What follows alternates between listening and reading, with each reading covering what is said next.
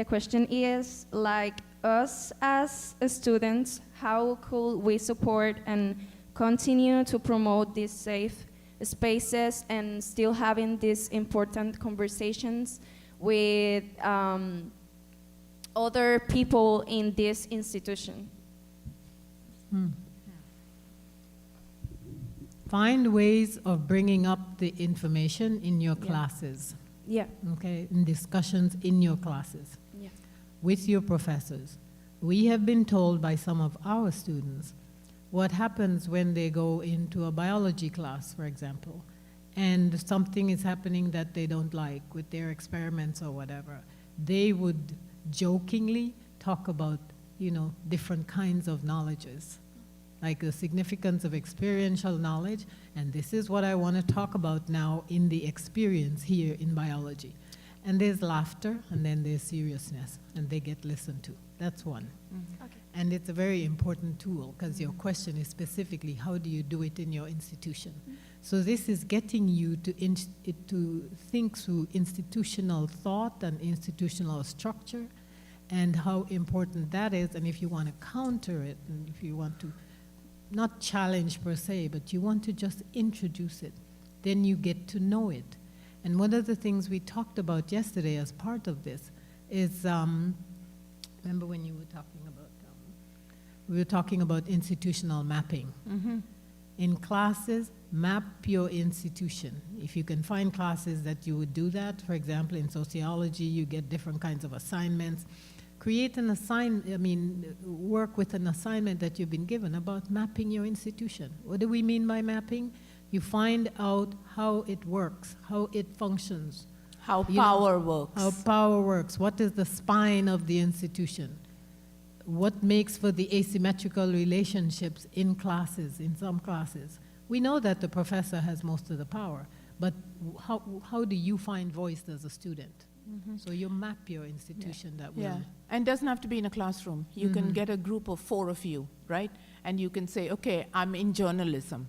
Why don't we do some research on the way the journalism department works, right? Figure out sort of what the hierarchies are, figure out who gets funding, who doesn't get funding, do an analysis of the curriculum, who's at the center of the curriculum, what history is being taught, right? All of these are things one could do, and then you can create a public space for conversation based on that. And what does communications mean? You're in the communications department. Communications oftentimes mean silencing. That's what my students in communications often talk about. You know, it means a kind of silencing. Communications, think about that. Investigate that. Yeah. Thank you.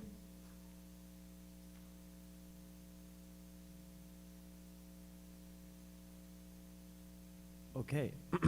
Am I heard correctly? Yeah, okay, the mic's working perfectly.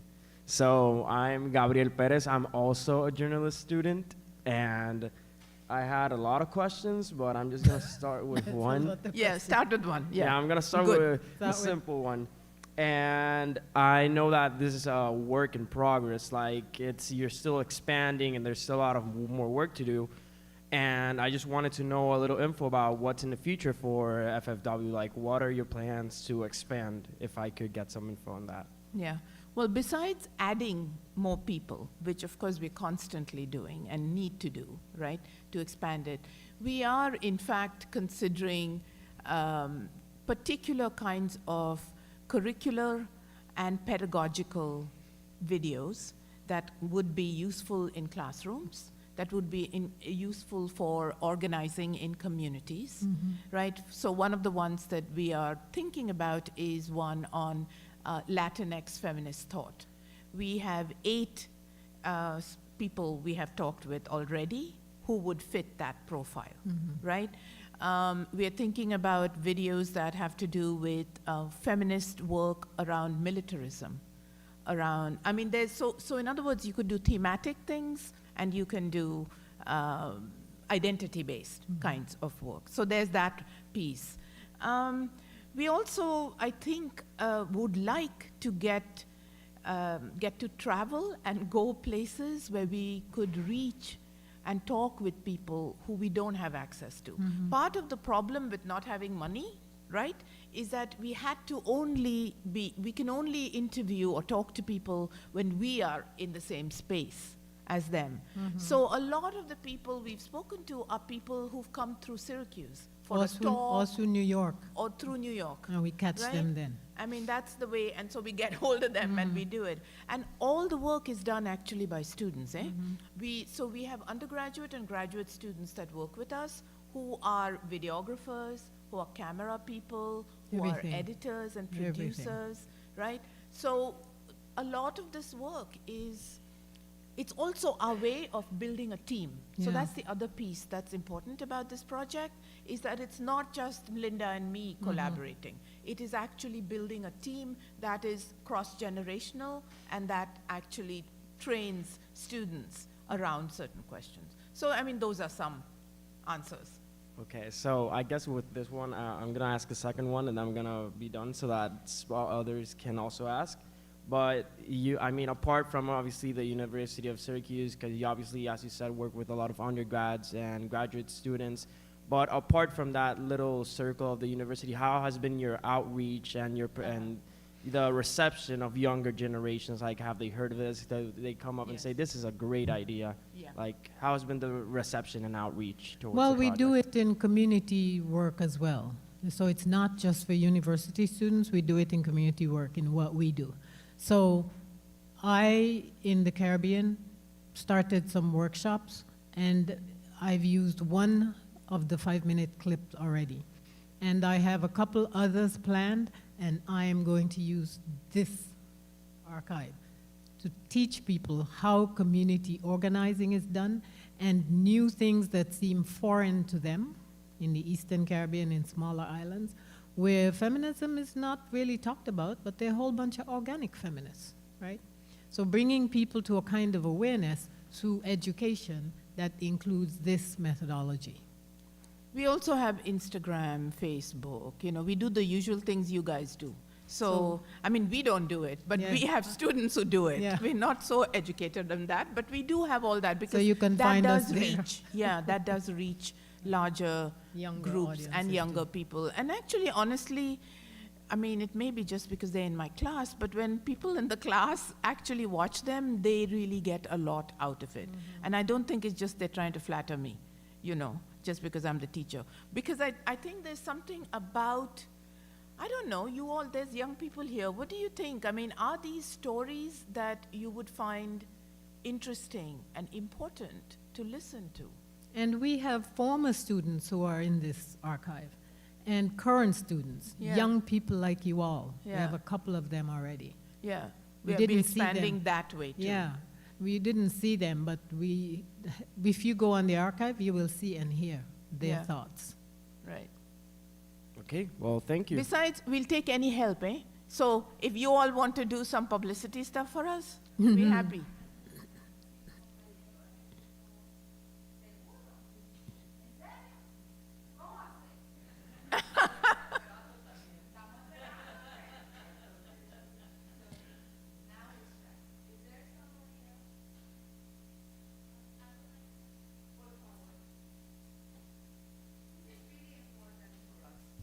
Well, one of the good things about this kind of project, an inclusive project, is that then we get ideas. For instance, I have been asking myself, with all the work, all the incredible talent that there's so many students here that have, why haven't we done this?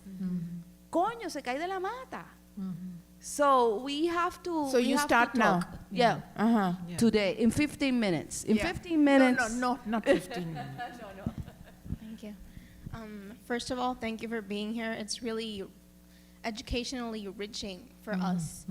And thank you for the path you've paved for us as a young feminist. I'm sorry, I'm a bit nervous. My question was pretty simple. What advice do you have for us young feminists in order to keep making the big difference that you are doing? I like that. So, I'm going to give you Gloria Anzaldúa, who many of you might know, right, once said, "Voyager, there are no bridges. one makes them as one walks. Okay? So, advice is to keep on doing what you're doing, to find ways to build communities of dissent around you. Yeah? Communities that will support you, even in a classroom, for instance. Say you're in a classroom and something's happening that feels like some kind of epistemic violence or something to you, right? Instead of just speaking up, because sometimes when you speak up, no one hears you, or depending on who the professor is, it's shunted aside, right? But find two other people in the class who felt the way you did, and figure out how to get together and raise a question that two other people can pick up after you. So in other words, it's like organizing 101, but just do it in the classroom itself. And I don't know, don't lose hope. Yeah. Again, practice hope. Just practice hope. One of the things that has really made us think here is how organized many of you are as young feminists. Yeah. We see this in North America all the time, but so much of it is academic, and people have attachments in some ways to groups and communities outside, but so much of it is academic. So we find many activists in the academy, but they're academic feminists.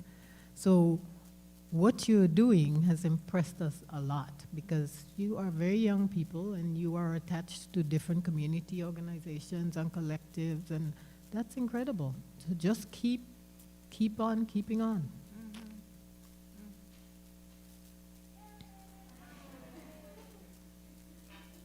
Good afternoon. My name is Jetsail. I'm a journalist student. My question is, how do you think you're contributing to the future of humanity? Whoa. It's a little deep, but We're helping to transform it. yeah. Seriously, we're helping to transform it because there's a hegemonic frame to how humanity is structured. For example, look at the climate change issue. Who's running that stuff? Young people attacking what has been, right? That's transformation in progress. And I am really impressed by that. We see that kind of thing as transformative. So contributing to humanity, yeah, there are many aspects now, because in capitalism is at a dangerous stage. And that's why we see fascist governments becoming popular again. This is not the first time in history. So we have to keep organizing and fighting to change those things, and that's a contribution to humanity. Yeah. And it's also, this is the value of being in educational systems. You have access to resources, you have ways to understand what's happening around you in the world, and you are able to create knowledges that are going to be useful to people in different communities that may not have access of the same kind as you. So in that sense, building a video archive is hopefully a contribution to many people who look like that, seeing themselves in the people they're watching and understanding that this is, kick-ass work that I can do as well. So it is really about, epistemological creation from the margins that can be and is empowering to people. And that's, it's both ambitious and specific, I think, what we're doing. Thank you. And it's ongoing, and it has a history that will be lasting forever. Thank you. Hi.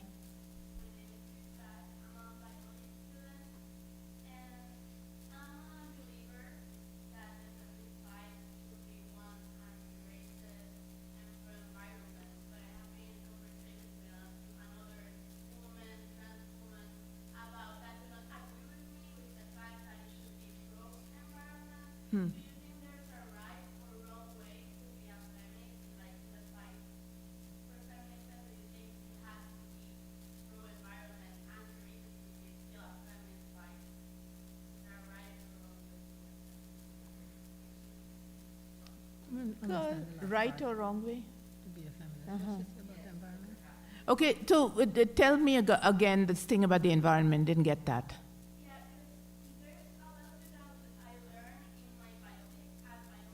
Uh-huh. Right.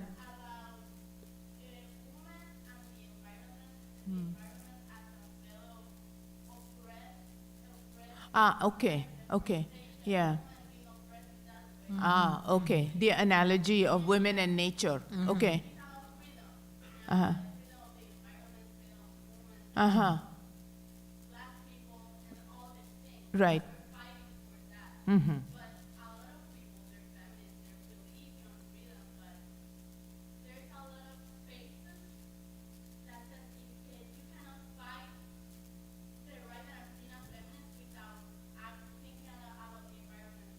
Mm-hmm.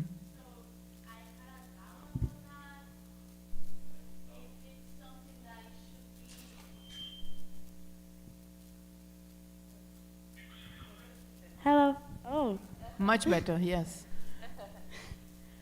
Uh, Okay. So I think I kind of get it, but no. I mean, we're going to answer that question. Is there one way to be a feminist or a right way? No, there isn't a right way, but there are many wrong ways. Yeah. I'm serious. I mean, there are many wrong ways, and the wrong ways have to do with a kind of performative feminism, which aligns itself in many ways with the power structure. Well, those are not my sisters. I'm sorry. So I would say there is that, but right way, I don't know. I mean, I think what feminism offers is a way of thinking, analyzing, and envisioning, broadening your imagination of what a future that has gender justice in it would look like. That's what feminism offers. There are many routes to that, right? And there are many ways that communities in different places organize around. They're all right ways. So for me, the people who are not my allies are the people who literally are continually reproducing the same power structures while saying, we are feminists. So. And the other part of your question about the environment, as John just said, there's no right way. There are many wrong ways to be feminist. If you are a feminist who wants to make a better world for tomorrow, the environment and its health are crucial. Yeah. The health of the environment is crucial. And because you are understanding the world from a structural point of view, you understand the structures and the hegemonic frame of government thinking that destroys the environment, destroys the poor homes where people are, that destroying the environment means that all the hurricanes and everything else are coming to the south because of what they are creating in the north. But I always make this joke and say God doesn't have any pajamas. So many of them are going north now. And that also is their destruction of the environment. Because we are having hurricanes and tornadoes and everything in places that never had them before in the north. So the feminists with the correct approach to feminism, the health of the environment is important too. Yeah. thank you. Does that answer your question? Yes. Okay. So I have another question. It has Sure. to do with it has to do more with the archive as well. But I believe that the Academy does give us a lot of tools to become better feminists. I believe that from my standpoint, because I learned about intersectionality when I came to the university. Before that, I heard what feminism was. I identified myself as a feminist. But when I read feminist theory and when I read Sarah Ahmed and I read all these other feminist theories, I learned that feminism isn't just being part of activism, but it's an ongoing thing in your daily life, in every single little thing you do when you wake up. So my question was that do you think that what you're doing with the archive, even if it isn't funded by the university, is a way of bringing your knowledge about feminism to create better feminisms outside of the academy, which in reality, even though the academy does work a lot for feminism, I feel like the work is mostly done outside of the walls of the Absolutely. university. That's true. Absolutely. And thank you. No, absolutely. I mean, Yeah, you're absolutely correct. So you learn the theories and so on inside, and it strengthens your understanding and broadens your thinking how to make the necessary approaches inside and outside. But the real work is not real as in, what's happening inside the academy is not real too. It is necessary and it contributes to what you do outside. It empowers you so that you understand the people outside who have, a whole lot of thinking and rage, that's the word, rage about their societies, communities, governments, and so on. And you can contribute to understanding, helping them to understand that rage better and to focus it. And to creating also a better dialogue and to creating more communities Absolutely. outside Absolutely. of outside Yeah. and So inside, you're by the right. way. Inside You're too. right. Outside Yeah, and because we inside. happen to work there. Yeah. So, and we have students that we teach there, and we have students who work with us, and we do public presentations on the project. So in fact, it draws, it builds critical communities of students and faculty around these kinds of issues and ways of thinking. So that is important too. And we also go to student organizations. They invite us to speak in their organizations about issues around feminism. Thank you. Bueno, one thing that I wanted to end, just a quick thing, because I find that it is really important to do so, and just to wrap up, is if you have anything to say or to help us think through the idea of what is a knowledge producer versus an intellectual. The way in which we have been, they think an intellectual is, we have been taught that an intellectual is one thing. And I say, but then if we define it as knowledge producers, then something happens to the praxis and to the understanding of what you are in terms of knowledge. And I wanted to say that, to see if we could wrap up with that reflexión, because I see a lot of people, a lot of my students, most of the most brilliant students that come from very poor, marginalized communities, because the University of Puerto Rico is under attack because it draws a lot of students that are not from Guaynabo City or that are not from, yo no sé dónde viven los ricos ahora, Dorado, I don't know, Bidet Heights or something like that. And one of the most important things is that I see them with a lot of guilt, as if there is something wrong with being un intelectual cafre, and I say that with all the bad intention and the puns, as if we have to be, as if we're some kinds of traitors, the blacks, the trans, the poor people, the feminists, because we have entered the university.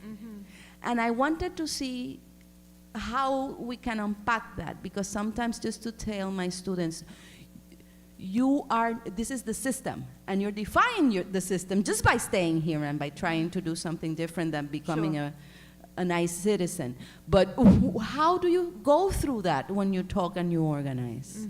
Y se lo Well, agradezco. one suggestion which I'm always talking about is for people to practice active disloyalty.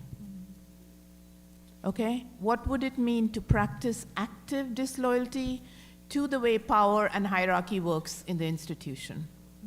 Right? And at the same time, be creators of knowledge The difference between intellectual and knowledge producer is, for me anyway, is knowledge producer, it says it's an active process and anybody can engage in it. Intellectual is like a designation that, of course, there are public intellectuals, and that to me means something different. And frankly, intellectual in North America means very different from intellectual in India.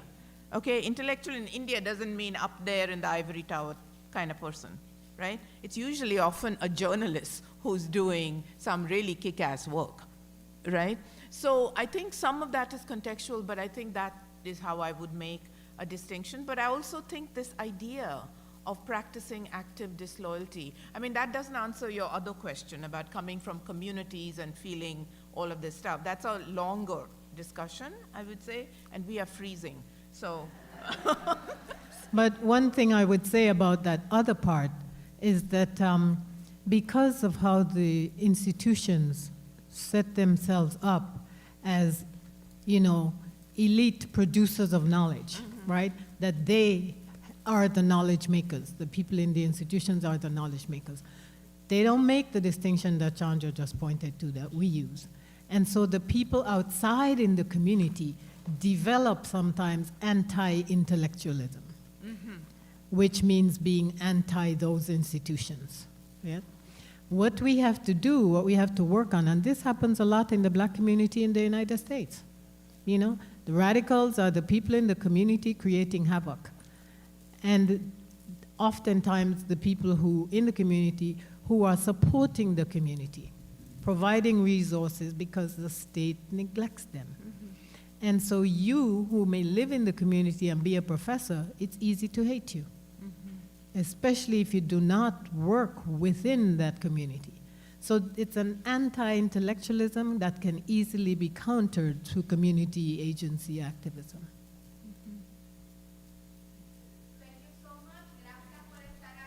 Thank you.